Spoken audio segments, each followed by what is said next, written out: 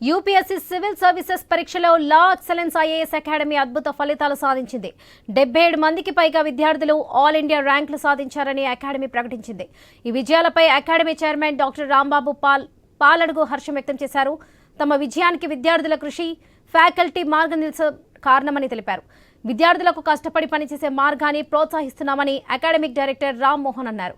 ఇదే తమ లక్ష్యాలను సాధించడంలో సహాయపడిందన్నారు.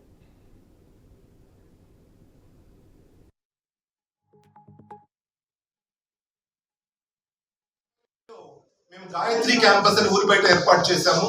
50 మంది పిల్లలు తీసుకుని అక్కడే చదివించాము. సక్సెస్ అంటే 50 మందికి 50 మంది సెలెక్ట్ అవ్వడం.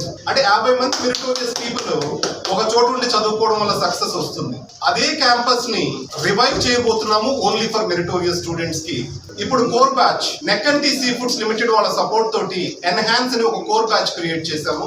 ఆ కోర్ బ్యాచ్ లో మెరిటోరియస్ స్టూడెంట్స్ ని సెలెక్ట్ చేసి వాళ్ళకి కావాల్సిన సపోర్ట్ ఇస్తున్నాము. దాంతో పాటు సిఇఓ క్లబ్ వీళ్ళు ఈ సంవత్సరం ఇంటర్వ్యూ దాకా వెళ్లి సక్సెస్ అవ్వని స్టూడెంట్స్ ని పేరెంటింగ్ చేయమని అడిగాము. అంటే ఫైనాన్షియల్ పేరెంటింగ్. అందరూ మిడిల్ క్లాస్ బ్యాక్గ్రౌండ్స్ నుంచి వస్తారు. వీళ్ళల్లో మెరిటోరియస్ గా ఉండి బాగా కష్టపడి చదువుకొని ఇంటర్వ్యూ దాకా వీళ్ళు ఫెయిల్ అయిన వాళ్ళని కొంతమంది అడాప్ట్ చేసుకోవాలి, వాళ్ళ ఖర్చులన్నీ భరించాలి. అంటే సివిల్ సర్వెంట్స్ ని తయారు చేయడము ఒక టీచరు ఒక పేరెంట్ బాధ్యత కాదు, అది సమాజము యొక్క బాధ్యత. అంటే మనం వ్యవస్థను తిట్టుకుంటూ ఉండకూడదు. సమాజంలో మనం ఎంత సపోర్ట్ చేస్తామో వాళ్ళంత గొప్ప లీడర్స్ గా తయారవుతారు. సో వాళ్ళకు కూడా సపోర్ట్ ఇవ్వడానికి నిర్ణయించుకున్నాము. 2020లో